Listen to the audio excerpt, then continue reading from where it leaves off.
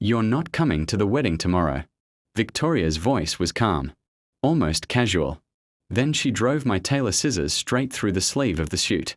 I'd spent 3 months making by hand. Her biological father will walk Sabrina down the aisle. "You'll only embarrass us." The sound of tearing fabric echoed through my small tailoring workshop on the ground floor of our San Diego home. It was 8 o'clock at night, less than 24 hours before the ceremony. I was still holding a hot iron when Victoria made another cut. This time, she sliced straight through the jacket's collar. The scissors clattered onto the floor. She looked at me with the kind of contempt people reserve for something old and no longer useful. "Raymond knows how to talk to important people," she continued. "Logan's family owns car dealerships, restaurants. They have political connections. They can't be seen standing beside someone with calloused hands." Before I could answer, the workshop door opened. Sabrina stepped inside. My daughter, or at least the young woman I'd raised since she was barely 1 year old. She looked at the ruined suit, then at my hands, then back at her mother. "Please don't be upset, Dad," she said quickly. "Raymond is my biological father. He deserves this. You paid for the wedding, but he represents our family better."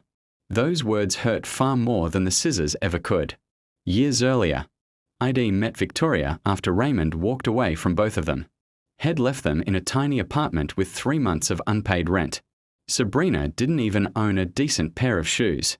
I paid every overdue bill, gave Sabrina my last name, enrolled her in private schools, paid for college, worked 14-hour days so she'd never have to experience the kind of poverty she'd been born into. This wedding alone had cost me $15,000. Every dollar came from years of honest work. The table linens, the banquet, the flowers, the wedding dress, even the luxurious Bayfront Pavilion reception hall. I had paid for it all. Yet now, the two people I'd sacrificed everything for wanted me hidden away. Victoria took Sabrina gently by the arm. "Come on. Raymond's waiting to take us to dinner." The front door closed behind them. Silence filled the workshop. I quietly bent down, gathered every torn piece of fabric from the floor. Not a single tear fell. I looked down at my hands, scarred by needles, sharp blades, years of careful sewing. For the first time, I realized those hands had never made them proud. They only appreciated them because they paid the bills. I walked upstairs, packed a suitcase. As I passed the hallway, my eyes settled on our family photographs. One frame stopped me cold. Someone had folded my face backward inside the picture. Only Victoria and Sabrina remained visible. Beside it lay the receipt for an expensive luxury watch. Victoria had bought it for Raymond, using money from our joint bank account. Then, I heard voices downstairs. They were back. Without making a sound, I stood in the dark hallway and listened. Victoria laughed. "Glenn didn't even argue when I cut up his suit. Monday, I'll convince him to mortgage the house and the workshop. Well, tell him it's for Sabrina's future. Once the bank releases the money." She laughed again. "Well, transfer everything into your account, Raymond.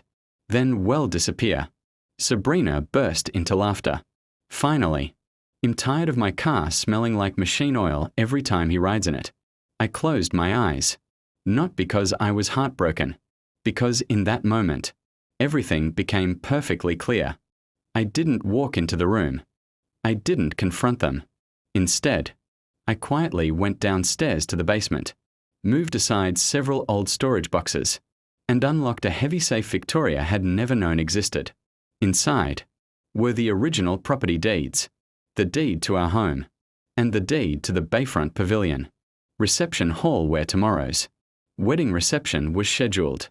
Both properties belonged to a trust controlled solely by me. Victoria believed she'd leave me homeless on Monday.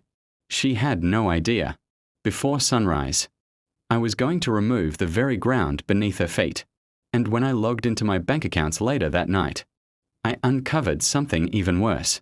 Something that would turn the wedding they had planned into a day none of them would ever forget. Before the sun came up, I called my attorney. By 7 in the morning, every document had been reviewed. The trust could never be touched without my signature. Victoria had spent years believing everything belonged to both of us. She was wrong. The house belonged to the trust. The reception hall belonged to the trust. Even the tailoring workshop stood on land protected by the same trust. Next, I called my bank. I froze every joint account, cancelled every shared credit card, transferred my personal savings into a separate account only I could access. Then I called the wedding planner. I told her I was withdrawing my permission to use the reception hall. She sounded shocked, but after checking the ownership records, she quietly apologized. Within minutes, every vendor received the same notice. The flowers stopped their delivery. The catering company cancelled the banquet. The musicians packed their equipment. The luxury decorations were removed before anyone arrived. At 9:30, my phone started ringing. Victoria called again and again. I ignored every call. Then Sabrina sent a message asking why the reception hall was locked. I smiled for the first time in years. They still believed they were in control. Neither of them knew this was only the beginning. Less than an hour later, my phone rang again. This time it was Raymond. His voice was full of anger. He demanded to know why the reception hall had been closed. I calmly asked him one question. Who told you it belonged to you? The line went silent. A few seconds later, Victoria grabbed the phone. She screamed that I was ruining Sabrina's biggest day. I reminded her that she was the one who told me not to come. You said I would only embarrass your family. So I decided not to embarrass anyone. Then I ended the call. By noon, guests had already started arriving. They found locked doors and confused employees standing outside. Rumors spread quickly. Some people believed the wedding had been cancelled.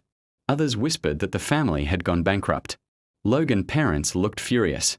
They demanded an explanation from Victoria. She could not answer a single question. Sabrina stood in her wedding dress fighting back tears. Raymond promised everyone he would fix everything. But every phone call he made ended with the same answer. Only the legal owner could reopen the venue. And the legal owner refused. For the first time in their lives, they realized they needed the man they had thrown away. My phone rang more than 50 times that afternoon. I answered only once. It was Logan. His voice was calm.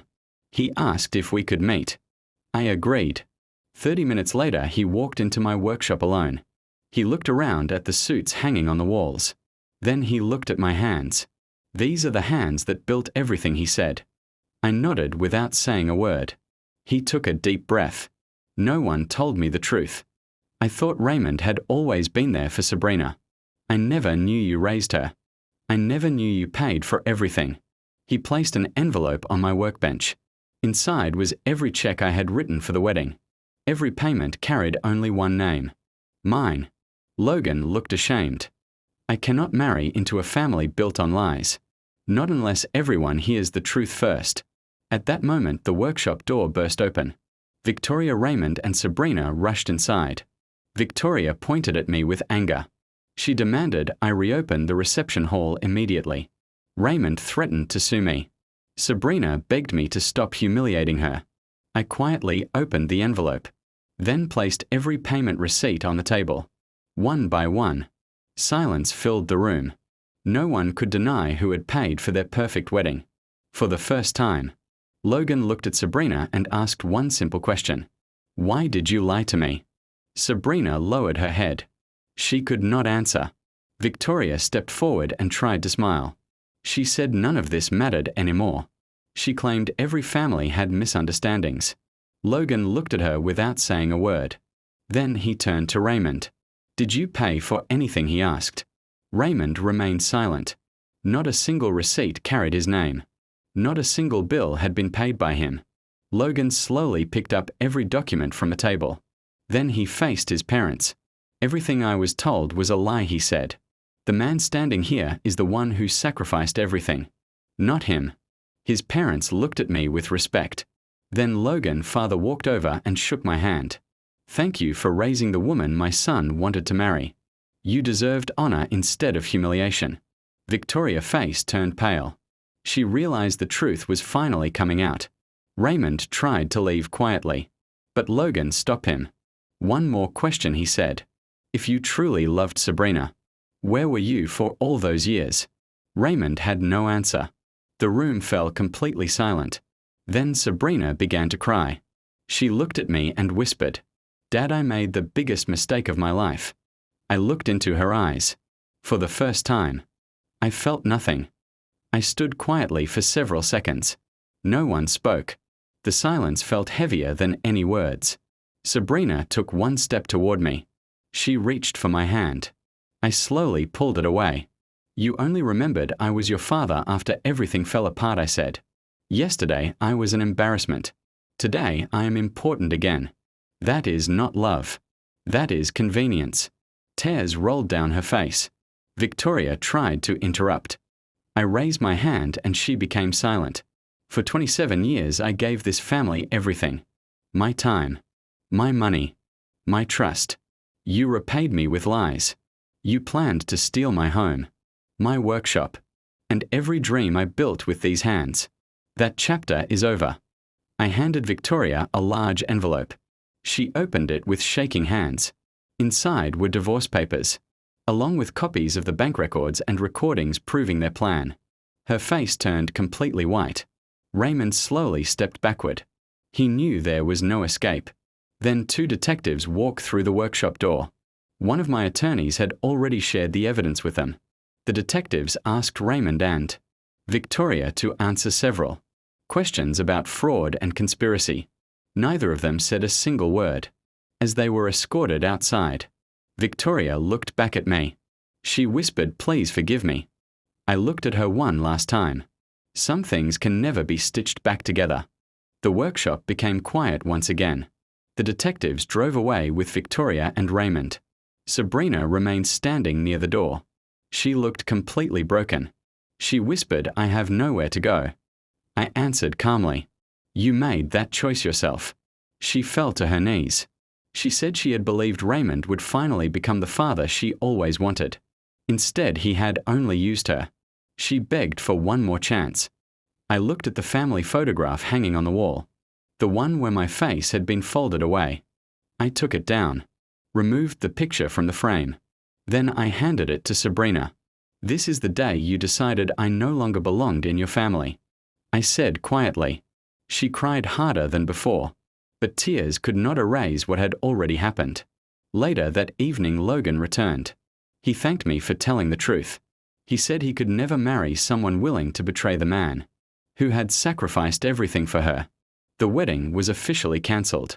Every guest went home knowing exactly why. A week later, the court approved the divorce proceedings. Victoria moved into a small apartment. Raymond disappeared without leaving an address. As for me, I unlocked my workshop the next morning, sat behind my sewing machine, and began making a brand new suit. Not for a wedding, but for the first day of the rest of my life. 3 months passed. Business at my workshop had never been better. People from across the city came to have their suits made by hand. Many of them said they had heard my story. They respected a man who chose dignity over revenge. One quiet afternoon, someone knocked on the workshop door. It was Sabrina. She looked thinner, older. Life had changed her. She placed a small box on my workbench.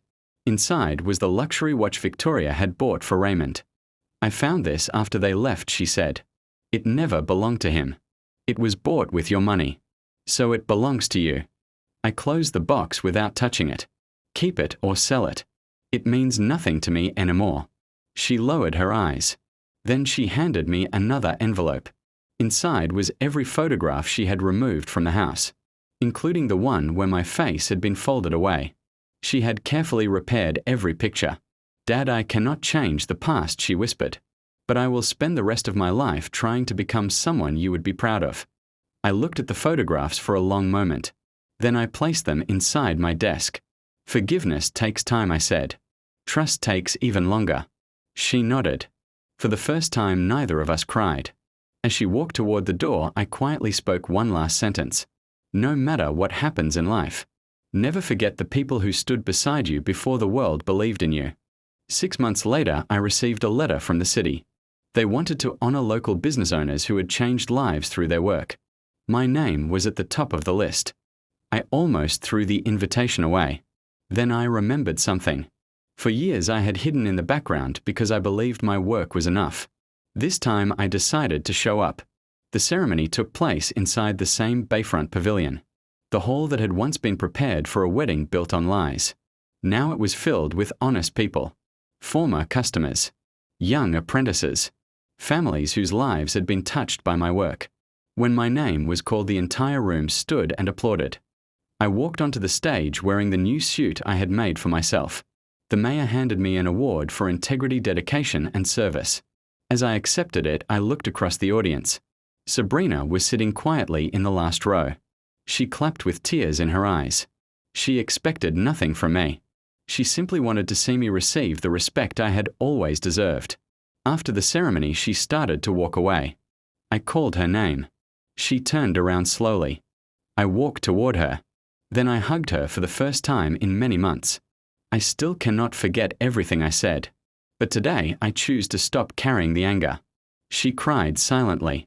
And for the first time since that terrible night, we both began healing together. 1 year later, my life looked completely different. The workshop had grown into one of the most respected tailoring businesses in the city. I hired young apprentices who needed a second chance. I taught them every skill I had learned over the years. Not just how to sew, but how to live with honesty and pride. One afternoon, I received another invitation. This time it was from Sabrina. She asked if we could have dinner together. No celebration. No special occasion. Just father and daughter. I accepted. When I arrived, she stood up and smiled. It was the first genuine smile I had seen from her in a long time. She handed me a small gift. Inside was a simple leather wallet. There was a handwritten note. "Thank you for choosing to be my father even when you never had to." I looked at her for a long moment. Then I smiled. Some wounds leave scars, but scars remind us that we survived. That evening we talked for hours. Not about the wedding. Not about Raymond. Not about Victoria. We talked about the future. As we left the restaurant, Sabrina quietly slipped her hand into mine, just as she had done when she was a little girl. For the first time in many years, it finally felt like I had my daughter back. Sometimes the greatest revenge is not destroying the people who hurt you. It is building a life so peaceful and successful that they can never take it away. 2 years passed. Life moved forward in ways I never imagined. The workshop became more than a business. It became a place where people came to rebuild their lives. Many of my apprentices opened shops of their own. Their success became my greatest reward. One quiet morning, I received an unexpected visitor. It was Logan. He walked into the workshop with a warm smile. He shook my hand and thanked me once again. Then he introduced the young woman standing beside him. She was his wife. He told me they had married the previous spring. Not in a grand ballroom, but in a small garden surrounded by people who truly love them. He looked at me and said, "A wedding is not about money. It is about honesty. I learned that because of you." Before leaving, he handed me a framed photograph. It showed me standing on the stage the day I received the City Award. Across the bottom he had written, "The strongest men do not seek revenge. They protect their dignity." After they left, I placed the photograph on the wall of my workshop, right beside the family pictures Sabrina had restored. For the first time, nothing was missing. Nothing had been folded away. My life was not perfect, but it was honest. And that was worth more than anything money could ever buy. Sometimes losing the people who never valued you is the greatest gift life can give. 5 years later, I stood outside my workshop watching the sunrise. The sign above the door carried my family name with pride. Customers traveled from different states to have their suits made by hand. The business had become everything I once dreamed it could be. Sabrina now managed a charity that helped single parents and abandoned children. She often said she wanted to spend her life giving others the kindness she had once taken for granted. Our relationship had grown stronger, one honest conversation at a time. Victoria sent me several letters over the years. Every one of them asked for another chance. I never answered. Some chapters are meant to stay closed forever. As for Raymond, people eventually learned the truth about him. He lost the trust of everyone who once believed his promises. His name slowly disappeared from every opportunity he tried to chase. One afternoon, a young apprentice asked me the secret to a happy life. I smiled and looked at my hands. These hands built clothes. They built a home. They built a future. And after everything fell apart, they built me again. I locked the workshop that evening and walked outside with peace in my heart. The greatest victory was never making the people who betrayed me suffer. The greatest victory was proving that honesty, hard work, and self-respect could never be stolen. That was the life I chose, and it was the happiest ending I could ever have imagined. The end. Thank you for staying until the very end of this journey. If this story touched your heart, remember that real strength is not found in revenge but in self-respect, honesty, and never allowing betrayal to define your future. Sometimes the people who leave your life make room for the peace you truly deserve. Thank you for watching.